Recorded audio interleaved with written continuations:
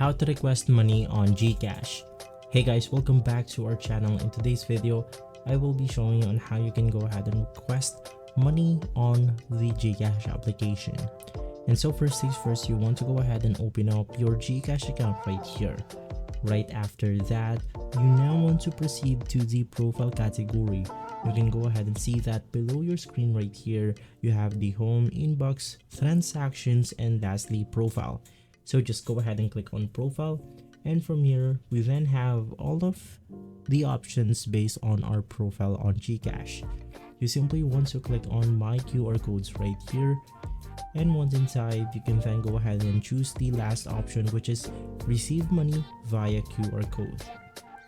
Now from here, just go ahead and click on add amount, enter the amount that you want to request, and right after, just go ahead and send the screenshot of your QR code right here to the person that you are requesting the money from.